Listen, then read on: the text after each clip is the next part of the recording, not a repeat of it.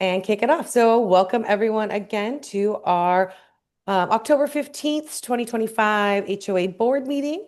I'm Takara Thale. I'm your association manager. Additionally, we have board president Jennifer Mahaffey and also Taylor Morrison, representative. We have Stan Trask, who is a homeowner elected, elected homeowner representative on the board. And then our newest board member, welcome Bill Pate, who was just elected to the board last month. So this is his first official board meeting in this position. So thank you, Bill, and welcome. And with that, I'm going to go ahead and turn it over to Jennifer. Hello. I realize today is a very important sports day for those that are Seattle Mariners sports fans. So in the effort of making sure that those that want to watch tonight's game at 5:30, we're just going to make sure that we're staying on task and being efficient with our time because I know some of you may want to go watch that in the villages or anywhere else. So we'll just make sure we stay on topic and we stay efficient. So those of you that are interested in that, like myself as well, let's be honest, we can all go watch the game and hopefully we win. So I'll go ahead and formally call the meeting to order at 4:03. And per our agenda, our first item of business is to approve our previous meeting minutes, which would be from July. So these were sent to the board prior to the meeting to review. Oh,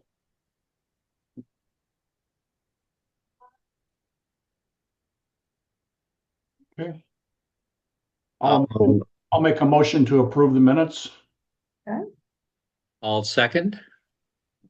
great. We will get those put up on the portal for everyone to review in about a week or so.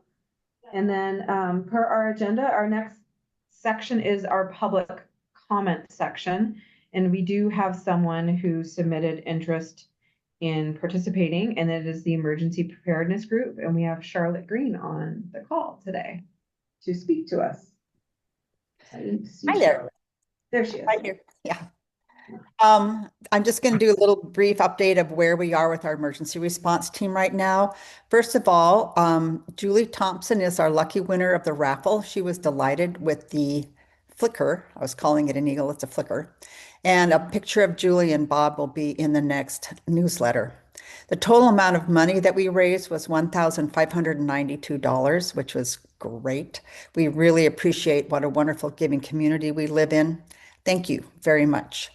With that money, we were able to purchase equipment for our block captains for now and also going forward.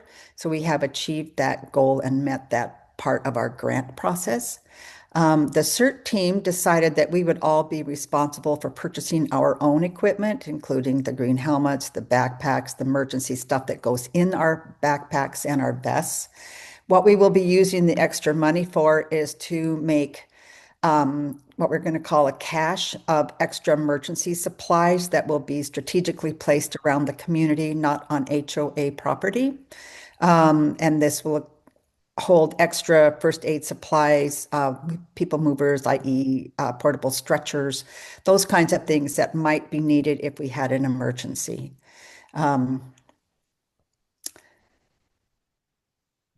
If you're interested in joining our CERT team, we are always looking for new members. We have block captains on all but one block right now, and there'll be another CERT training probably next spring. And once I hear about when that's going to happen, I will keep you all informed. Tomorrow is the Great Washington Shakeout. It is an earthquake preparedness drill for the state. So you've probably been hearing from your block captains, and hopefully you have your OK help signs ready. What we would like you to do is pretend there's an earthquake. When you hear the alarm, which will be coming through your radios or whatever you have on at 10:16, potentially your phone, you'll also hear your block captains blowing their whistles when they're walking their block. Put your first duck cover and hold on so that you don't fall if there was an earthquake. And then put your OK help sign in your front window, preferably not by your door, but in a window that faces the street, like your bedroom or front office window. If you have a fire extinguisher, put it in the driveway. And then go to your gathering spot, and your block captains will be there. Some of them have treats, I don't know which ones. And hopefully you can have a little discussion about what you've done to prepare your household for an emergency. Um, and that's about it. It shouldn't take very long. And we appreciate the participation of those of you who've chosen to participate. If you don't know who your block captain is, Miriam Hewitt, thank you, Miriam, posted an updated block captain roster on the portal. You can find it there. One other thing is I would like to do an article for a newsletter with information from folks who have gone through an emergency of some kind, a tornado, an earthquake, a flood, a fire, whatever. And if you have gleaned any pearls of wisdom that you would like to share with your community, if you can get that to me, we will be hopefully putting together an article for the newsletter, probably in December or January. Thank you. That's it. Great, thank you. All right. I think this time we didn't have any resubmitted homeowner questions for the next section. So we'll just move on to the treasurer's report. And so remember, you can always utilize the chat. And we do have our homeowner forum section for general questions as well, latter half of the meeting. So Takara.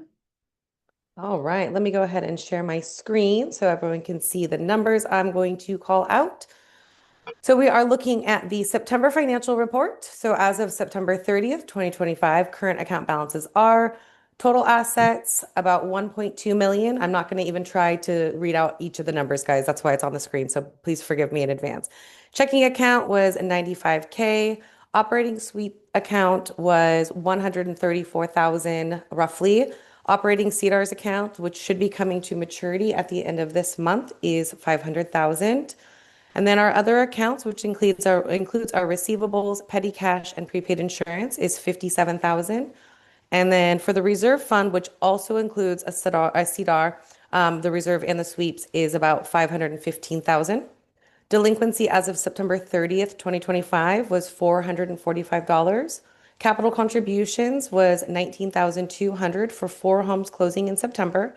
Year to date, we have 144,000 for 30 homes closed in 2025. Owner accounts on file as of 10/13 was 411. Great. And then we go to our committee reports. And I believe first up is the Budget Advisory Committee and Randy Brown. Hello. Looks like he's muting himself. Randy, are you with us? There we go. Yeah, I think I Gary couldn't is. get it unmuted. Well, I'm Randy Brown with the Budget Advisory Committee. And Takara, if you could start the slides. You betcha.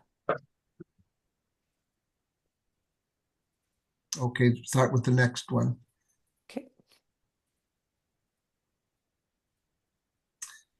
So, yeah. So our committee monitors financial health of the association in order to make recommendations to the board for next year's budget. And as of the 30th of September, we are 75% of the way through the current year, and we're actually looking pretty good. And the next slide. So we have 2 areas of cash, the operating cash, which is used for everyday expenses, and the reserve funds, which are allocated for future repairs and replacements of association assets. The operating cash balance is not going down as much as we anticipated for the year, but the reserve fund is 100% funded according to our reserve study, and the balance is increasing exactly on budget. And the next slide. Year to date, our associated income was down about $40,000 from our projection. However, to be $40,000 off on $1 million budget is actually pretty good. We're off 4% after 9 months. So the reason our income is down is probably due to lower lot closings. We're projected closing 60 lots this year and are probably going to miss that goal, although we closed more in September than a year ago. So things are down, but they are picking up a little bit. And the good news is that although our budget income was down $40,000, this to date. Our budget expenses are actually down $50,000. So the 2026 budget will be done later this month and mailed to all homeowners via the US mail, not an email, but an actual mail in your mailbox. There'll be a budget town hall meeting on October 5th at noon in the village's banquet hall to answer any questions you may have about the new budget. And we encourage anyone with questions to attend. And that's all from the Budget Advisory Committee. Just to clarify really quick, that budget town hall is going to be November 5th, not October 5th. But Did I thank say you. October? It's I'm sorry. okay. That's this Yeah. month. Yeah, we already had it. No, it's November 5th at noon. Takara, if I could just throw in really quick, as I'm no longer on the budget committee, I wanted to take a minute and thank everybody on the budget committee for all their hard work for this year. And also, we had out of 6 members, 4 of them were new this year. Last year's budget committee, which actually did this year's budget, as Randy said, after 9 months, 75% of the way through the year, we're only off by 4% in the income numbers. And right now they're working on next year's budget. So what you're looking at, the budget committee actually works in the middle of the year to forecast the following year's income and expenses.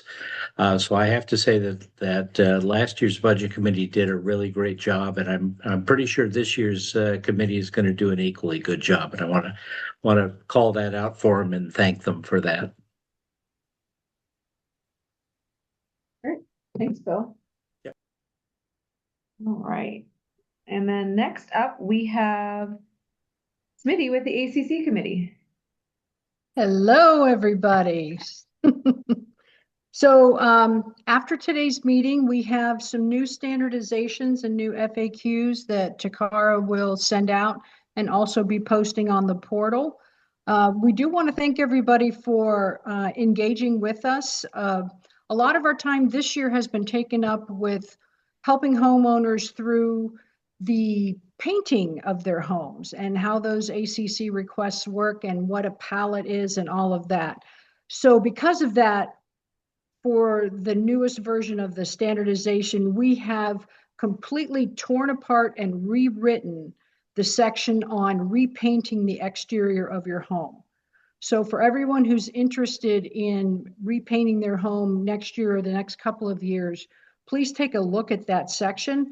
We hope that it will explain it a little better, explain exactly what a palette is. And then one of our new members on the committee actually took all of the references from those hardbound books that we have up at the villages, as well as those Xerox sheets that were on the portal, and put them all into one big spreadsheet that aligns all of the colors in a horizontal palette to hopefully help you be able to interpret what exactly a color scheme is as you read the rows horizontally. So please take a look at that standardization. One big thing that we did change in the standardization is the color of your garage doors. If you look around the community, Division 1 and part of Division 2 had garage doors that are painted the same color as the body of the home. Starting in the latter part of Division 2 into Division 3 and then continuing into Division 4, Taylor Morrison did not paint those garage doors. They left them unpainted, and that resulted in a white garage door. We don't know what Taylor Morrison's going to do going forward, but if they continue with that, we were going to end up with a development that was 75% white garage doors and 25% painted garage doors. So now what we are doing is, regardless of what the color scheme is or the palette that you're going to use to paint your home, you have the choice of painting it either the body color of your home or painting it white like the trim of your home. So you have that choice going forward. So again, I encourage everybody to read the new paint section in the standardization document and then look at the new color scheme palette reference sheet that was designed by a couple of our new committee members, and hopefully those will help people.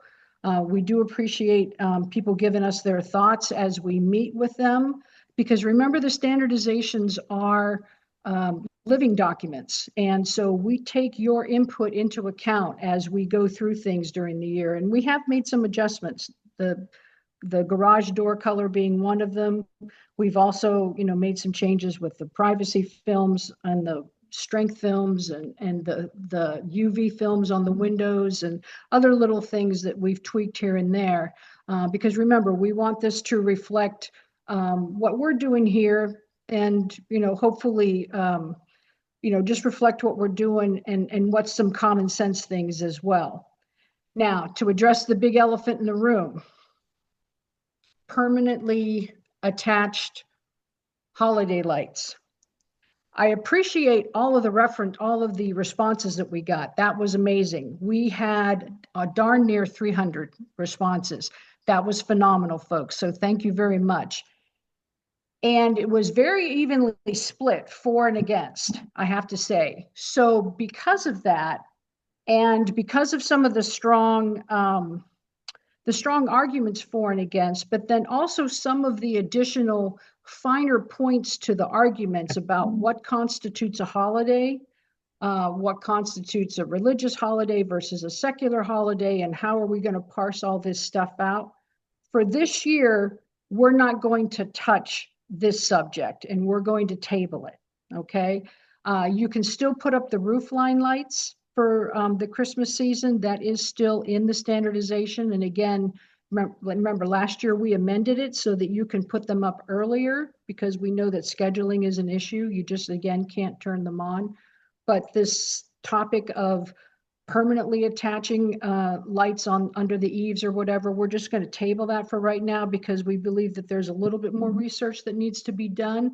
A lot of good questions raised by you guys, and we didn't want to rush anything. Because a lot of people brought up a lot of good points for both for and against, and we want to make sure that we really have fleshed the whole thing out. And we'll probably come back to you guys as our neighbors for some more information about how you feel about this going forward, so that we can nail it down a little more finely as we go forward. So more to follow on that. But just wanted to let you know that at least for this holiday season, we're tabling it, but you can still put the roof line lights up starting 1 November if you're interested. And again, that's in the standardization that'll be coming out. Okay. Any questions for me? Okay. Thanks very much. Thank you. Let's see. Landscape Committee's up next with Craig Gable. Hi, everybody. We're coming to the end of the growing season, and I would say, when I reflect back on the last 6 months, I think from my perspective, our vendor has done a good job. We're pleased with the progress that we've made throughout the community in terms of overall landscaping. So that said, some of the fall things that will happen in the next few months, there will be plant and tree replacements are scheduled to be performed this month and next. We project that the irrigation system will be closed down and blown out in the month of November.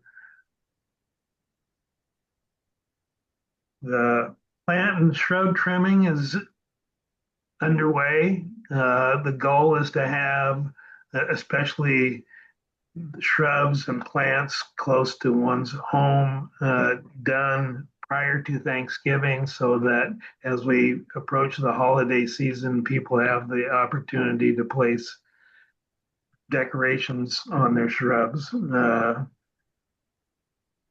I would say the other thing that will happen probably in November, not necessarily in October, but one of the things that we do annually after the leaves fall in the preserve is have our vendor come in and blow the trails. I know that they're beginning to become accumulated with leaves, but really it's not in our best interest to blow them and still have leaves falling. So it will probably be a November activity.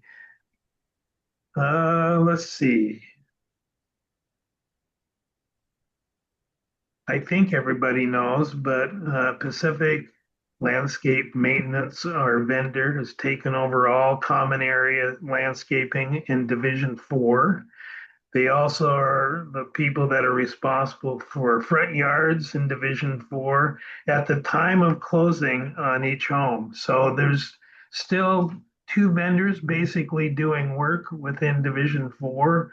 We have the install vendor, and then through a handoff process that involves our committee and members of the board and Takara walking the area, then we agree that certain portions can be handed over and then maintained by PLM. And so that will continue to be an ongoing process for Division 4. And as we move into Division 5, which, as everybody knows, houses are being built in Division 5. But I think it's important to remind people in Division 5, the common areas are being maintained by our maintenance vendor, but not at the expense of the HOA. It's a cost that's being borne by Taylor Morrison and will continue until such time that we have a substantial number of homes that have closed in Division 5 and the handoff process can be set into motion. And last but not least, I've had the opportunity and the honor to serve twice on the landscape committee and be the chair twice. But come the end of the year, I'll be rolling off. We have a great committee. It's currently made up of 6 people. We have the potential of having 8 members to the committee. So for people that are interested in serving on the committee, please reach out to Takara. As I said, from my standpoint, hey, I did 2 tours of duty because I think landscaping is one of the most important things in our community, and it's been a real pleasure to serve in that capacity. So again, we welcome new members, especially people in new divisions. We like to have representation across the whole community if at all possible in terms of our membership makeup. So I think that's all I've got. Great. Well, thank you. And once again, thank you for your double service that you provided to the community. It's been great having you come back in the chair capacity as well. And, just having you on the committee and bringing your experience and your knowledge from your first, what is it called? Tour of duty. Thank you. Thank you. Tour of duty. Lost it there for a second. So great. Thank you. Thank you, Craig. Let's see. Next is communication committee with Miriam. Hello, everybody. I'm getting over a cold, so if I cough or stutter here, please forgive me. The board asked us to share this at this meeting what we feel our 2025 successes were. And so on behalf of your communication committee, here's what we feel we're doing to help make this a really nice community. We've just recently published updates to the Ovation Nation Handbook. That's a toolkit of resources that we put together that kind of summarizes all of the top questions and top contact information and that sort of thing that you might need to keep on hand just to answer questions that really do frequently come up. Lots of times frequently asked questions are questions that somebody wants you to ask. They're not really questions you've asked, but we really do pay attention to questions that come up over and over and over again. And so I think you can find it on the Facebook group or on the portal in the Ovation Nation Handbook Kit. folder in the documents area. And it really does have a lot of helpful information, local utilities, Taylor Morrison, HOA contacts, that sort of thing. As well as home maintenance vendor recommendations from your neighbors, what to do if your step alarm system goes off, those kinds of really practical things. We also feel like moderating the residents Facebook group is a big success for this year.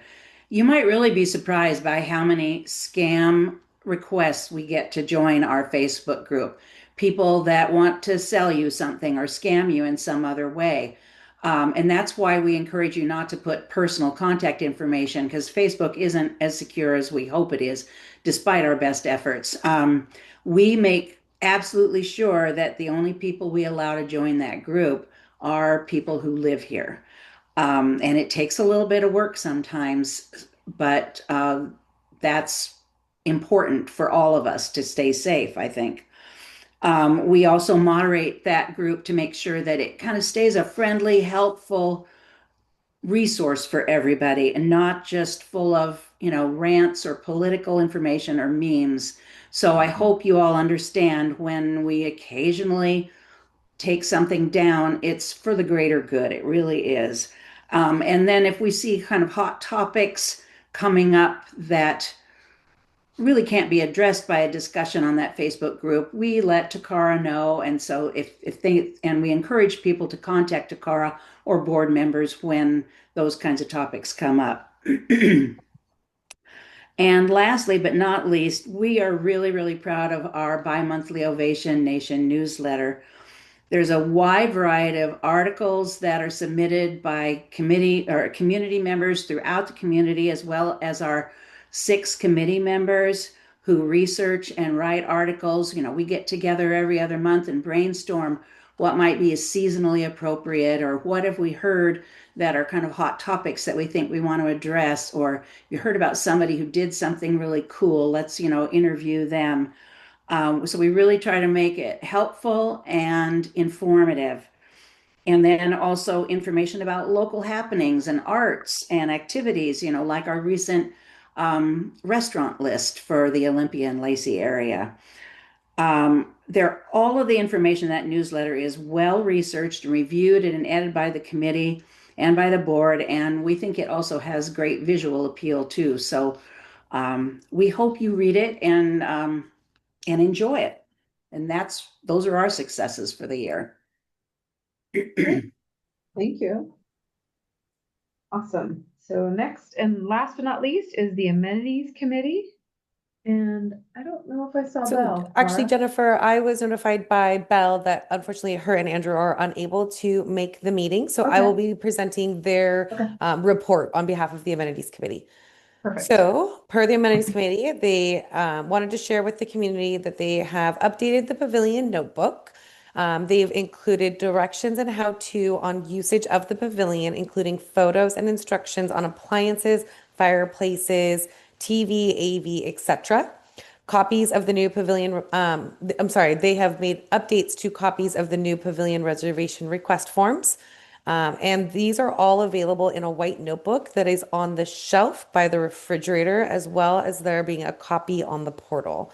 The other thing they would like to share with the community is that they are working on, or they have worked on, excuse me, updating the furniture and the rug at the pavilion. So those items have been ordered and we are just waiting for delivery.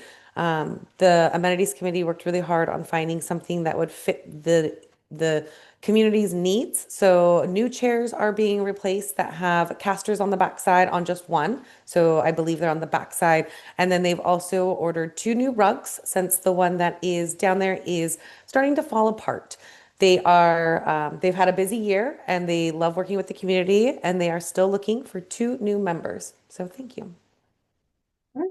Great. Well, this kind of segues into your management report. So It's me again, guys. Okay, let me you. go ahead and share my screen with everyone. All right. So just an update for everybody. Sunset Air has been on site and has performed the quarterly service for both of the amenities. With that, they did find that they need to replace a part at the villages. So you might see some temperature changes in the gym and the movement studio on the fitness side. We are working to get that resolved. I do not have a timeline of when that will be resolved as we are waiting on a piece. PLM seasonal services. Thank you, Craig. You did touch on quite a few of the items that I was going to touch on. So if these are repetitive, I apologize in advance. PLM will be pruning back the large grasses in the center medians along Oakwood in Division 2 and 4, starting this next week. They are also going to be preparing the beds in the front yards for weed pre-emergent application. So that will include raking and weeding. So you might see some of that happening in the next week. Additionally, October is our transition month. So our perennial plant material is going to start to die back. They will go ahead and trim that as it goes dormant. Please keep in mind that the plant needs to fully die at the head so that the nutrients can go back to the root system. That's why sometimes it might appear as if it's dead and they have not trimmed it. They're trying to do that to maintain the health and stability of the plants. They will start to prepare the turf for winter dormancy. So there might be some mowing that they skip towards the end of October due to the growth rate and also potential freezing temperatures. So if you think that they have intentionally missed your yard, it might be because they are hoping to help that plant, or sorry, the front yard lawn to be more successful next year. Additionally, they are going to start to look at winterizing our irrigation system. They're watching those temperatures pretty carefully right now.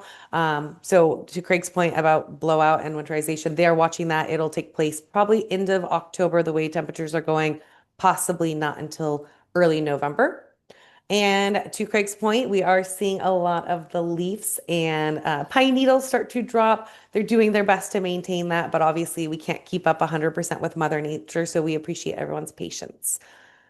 Next, we're going to talk about storage of seasonal amenity items. This next week, since we're starting to get into colder, windier, wetter temperatures, we will be removing all of the umbrellas from the village's patio, and additionally, the outdoor seating area that's off the gym at the pavilion. Those cushions will be taken away and stored for the season. So please don't be alarmed if you don't see them. Next, we're going to talk about the construction that's happening on Marvin. As some of you might have noticed, we are seeing an increase of construction trucks coming through Arrowroot instead of Oakwood. These are not Taylor Morrison trucks. This is Holt Construction that does have access from Thurston County to utilize Arrowroot to Bowthorpe to get to the dirt work section of their Marvin Road. So Taylor Morrison's Construction has been in contact with them and we have made several requests, but please understand that we have no control over the construction that is in the development that's next door to us. So we appreciate your patience. And again, I appreciate people reporting that to me, but there's unfortunately nothing that we can do to enforce that. An e-blast was sent out yesterday about the shutdown of Oakwood up by Division 4. So please be mindful that on Thursday, October 16th from 7 a.m. to approximately 5 p.m., there will be no through traffic at the crossroad of Engelman. So if you are up in Division 4, please use Acer to Bluebell to Engelman to get to Oakwood and then back to your home. The reason for this closure is Taylor Morrison will be doing work on the retention wall that is there in Division 4 and it requires a man lift. And for that, we have to shut down that road. Just a reminder for homeowners as they use the amenities that it is your responsibility to tidy up after yourself to make sure that the next group or individual coming into the amenity has a wonderful experience as well. As we get into the holiday season and we see an uptick in pavilion reservation requests, we just want to graciously remind everyone that when you reserve the pavilion, it is your responsibility to clean up after yourself, take out the trash and food materials, and put the room back to how it was. Failure to do so could require a slap on the wrist, but we hope that people can be respectful of everybody else's usage at this busy time of the year. Next, we're going to talk about maintenance requests and the portal. I've had quite a few people emailing me and messaging me lately asking for maintenance of specific areas that they've noticed in the community. For full visibility and transparency, please utilize the portal to report these so that should I not be in the office, somebody like Felicia can jump in and help assist in my absence. I'm not always on site, so please utilize the portal as best as possible so that there's full transparency for the community. And then the last thing, which Craig did mention briefly, is we are getting into shrub trimming in front yards as we start to dip into those colder temperatures. So please do not put out any holiday decor on any of your shrubs until after all of the trimming has taken place. We would hate for somebody's beautiful decorations to be mangled by some shrub trimming. That is definitely not what we want to have happen. So we will let the community know once all trimming of front yards has been completed, so that homeowners know within the timeline allocated in the rules and regulations when you can put those decorations back up. Lastly, all committee meeting minutes and reports have been sent to the board and committees, and they've been approved. And what we have is updated on the portal. Next, I'm going to invite Adrienne to come and give her lifestyle update. So Adrienne, if you want to go ahead and unmute yourself and share what you have going on. Yes, hello. I'm Adrienne, if you guys don't already know already. And I just wanted to start by kind of recapping some of the events that we've had previously. The end of summer celebration was a great success. There was a lot of community participation, and I wanted to thank everybody for coming, excited for the event and dressing up and participating in that.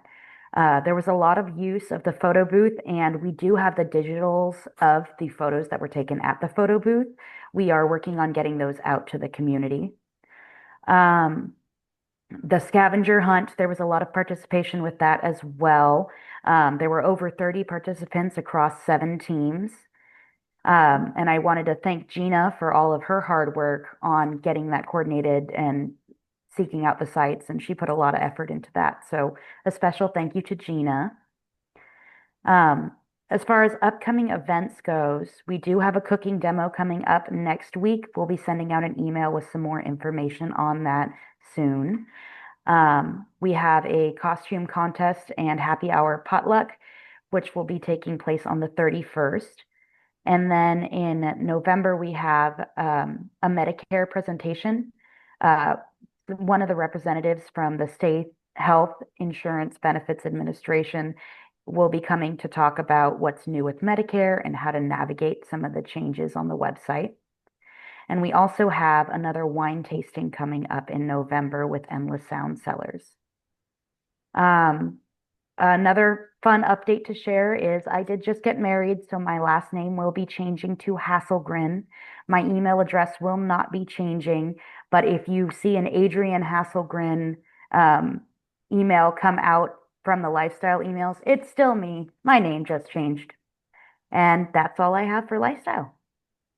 Great, thank you. And then I think I have some brief Taylor Morrison updates from the Land Development Department. And this correlates to what is known as Div 6 activity, and that is kind of the land development that is back off of where the power lines kind of sort of are in that division. Oakwood. Were you gonna say something? Go ahead, Oakwood. Cara. Off of Thank Oakwood. you. Yeah. I was in a training all day. And so basically they're finishing up curbs this week. Someone mentioned earlier that they saw curbs as well. Grading in the streets is in preparation for paving next week, weather dependent. So actually that's not next week, it's October 27th. So that's in 2 weeks. And then they're doing the finish grading of all the lots over the next couple of weeks as well. And finishing up water services and joint utility trenches over the next 10 days. So basically all the site development for the lot so they can start moving on to vertical construction. We are anticipating submitting the final plat for recordation around mid-November. So kind of moving forward with that division and getting going. So then might see some vertical construction, I think probably early 2026.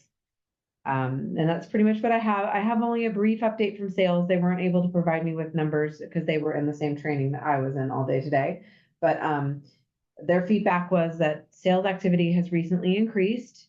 They've got a few more sales in the bucket right now, and they're feeling pretty optimistic these would be early 2026, like Q1, Q2, 2026 closings. So I think they're seeing an uptick in interest and sales coming across the board. Oak Tree's always been a fairly steady performer. It did slow down. We'd like more.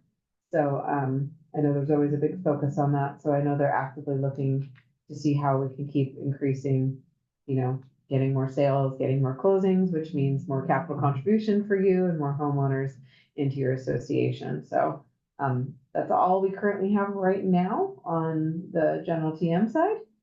So old business was the next topic of the agenda. We don't have any outstanding old business from the last meeting, and that goes to new business. All right. So with our new business, we have a updated BAC charter, which was sent over when their chairperson was elected to the board and had to resign. They adjusted the scope of the term. I'm sorry, to the authority of when somebody has to resign so that no two people can sit on the committee. So Bill has officially resigned from the BAC. So that has been updated. Additionally, we have an updated Architectural Control Committee charter that extended the timeline in which people could serve on the committee since they are currently still looking for additional members. So if you are interested in supporting the community in a committee, I know that landscape, amenities, and ACC are all looking for additional members at this time. So jump in and support your community if you have time to do so. So that takes care of those two.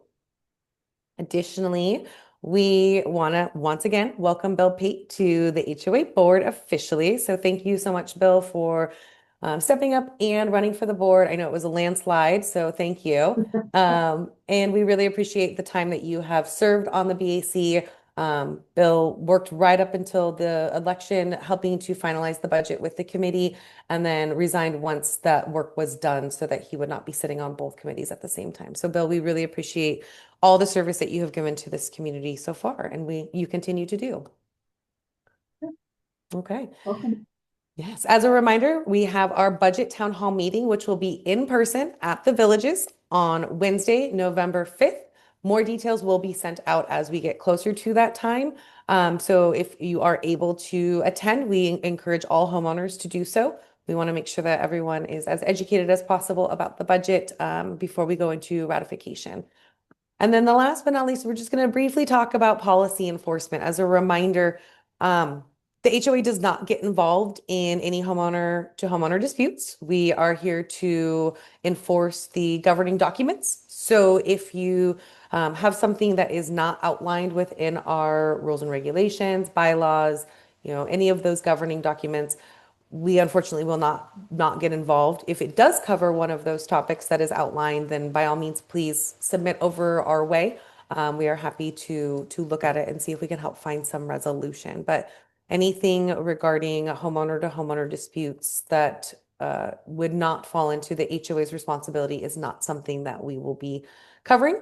And then additionally, as a reminder, you may or may not receive an email from me if I notice something. I'm still getting, my feet under me in this position. So if I reach out to you about some sort of policy enforcement, please know that I'm asking out of genuine curiosity. If you have documentation that says otherwise, please provide it to me so that we can clear that away. So thank you everyone that so far has helped me with some of those, and I appreciate their patience. I'm going to quickly piggyback on something that kind of came across my desk too, and I don't know all the details, but if you see anything suspicious, especially like on the weekends, please call the 911, the non-emergency 911 line, and report, like say it's a car that's kind of lurking about, because I think we recently had an instance where there was a black car with some lights.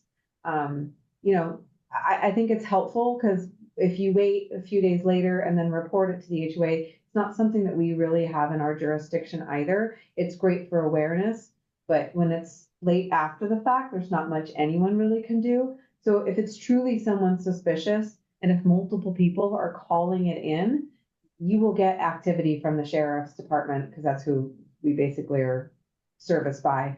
So don't hesitate to use that, because we'd rather you kind of maybe be a little overcautious on things like that. Just because we want to keep the community safe. We are getting into a different time of year. You know, we don't want to have, we've think, knock on wood, we've not had a lot of other issues, and I don't want to say it, and I don't want to jinx ourselves with, you know, illicit activity and things of that nature. So, you know, just be mindful of that. I think it's always a good reminder to kind of, you know, as things get darker earlier, you see anything suspicious, you know, reach out to a neighbor, reach out to friends. You know, we have our like the emergency preparedness. You know, we're a community. Let's all use ourselves as resources and call that non-emergency 911 line to report anything. Because we would hate for anything to happen. So. Just to piggyback on that really quick, Jennifer, before we move on, Yeah. is when the last time I called the non-emergency number in Thurston County and I spoke with a sheriff, they actually told me that it's beneficial the more times we call, because their system as far as patrol is built on an algorithm of how many calls they receive within an area. So when in doubt, call, because if anything, it'll just increase the police activity that we have in our community, regardless if there's something suspicious happening or not. So again, don't hesitate to call and reach out to them. They're lovely to work with. So Yeah, great. Well, wow, look at us without even trying. We were pretty efficient. So this is our open homeowner forum section. I haven't seen anything come through the chat yet. So didn't know if, oh, something just came in. thank you, Smitty, for sharing the Thurston County non-emergency number. I'm not going to read it off since this is being recorded. But for those of you that are curious, Smitty did just drop that number into the chat for all of those that are wanting to put that in their phone immediately. Someone asked about an update on 19th, and that's still part of the McAllister traffic calming. I don't have a specific date, and I don't really have a lot of specific information on it. All I can tell you is that my VP of Land Development is actively working with Thurston County to get all of that signed off and finished. And I think once all the final details are in place, I believe that punches through McAllister Park, and that does open up. They are working on some last minute details on how to get that all signed off. He gave me a time frame. I think he's supposed to get a correspondence within the next couple of weeks from Thurston County Public Works Department on what the next final steps are. So that's all I know right now about when that's punching through. I know there have been some delays. There's been some dialogue back and forth and whatnot. So I know we're looking to get resolution and get that resolved, wrapped up here pretty quick.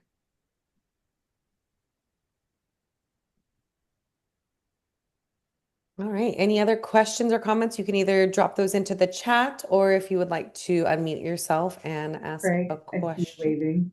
Yeah, I'm waving.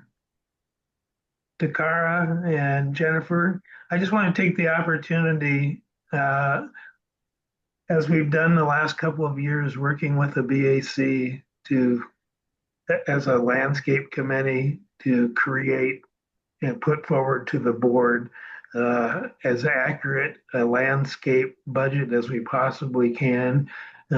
As people probably know, the landscape portion of the overall budget is a pretty significant percent.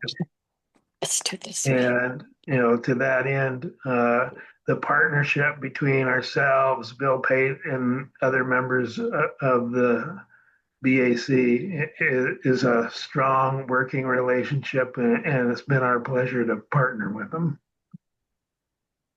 Great.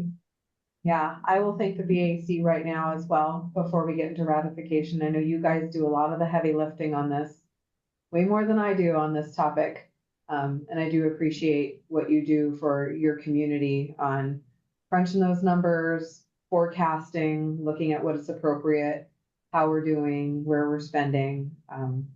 It's pretty invaluable. I mean, the suggestion of getting this stood up a couple years ago was probably one of our most top-notch ideas, and it's really been a true asset to our community. So for all BAC, current, past, and future members, I think it's a great resource for this community. behalf of the entire BAC, which I no longer belong to, I would like to say thank you for your appreciation, and they do work very hard, and I think the results show. Agreed. Well, we do have our budget ratification meeting scheduled for November 19th. Once again, we will go through the same process that we did last year with your formal mailer. Nothing's going to change. There will be a ballot box for ratification in the villages, just like last year. So you will get your formal mailer here pretty soon. But like it was announced earlier, we're still working on actually getting a finalized budget, which we will do here pretty soon. And then that will get mailed out to every owner. So look forward to that. And like Takara said, we'll have more information about the budget town hall meeting, which we plan on doing similarly like we did last year. For those who weren't here last year, we had some pre-submitted questions and we took them all and kind of lumped them into major topics, and we had them all addressed and we answered and read them. And then we'll have opportunity for some questions from the floor. That way we all can get a good understanding of the budget prior to ratification, and everyone can make a really educated decision on the budget. Any other questions?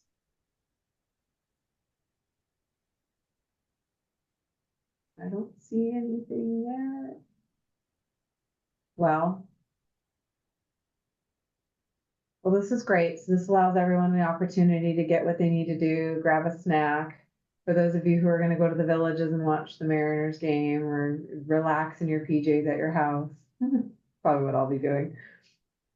I will go ahead and formally adjourn today at 4:52. All right. Thank you, everybody, for participating. We love seeing all these smiley faces on this call. Thank you. Woohoo, go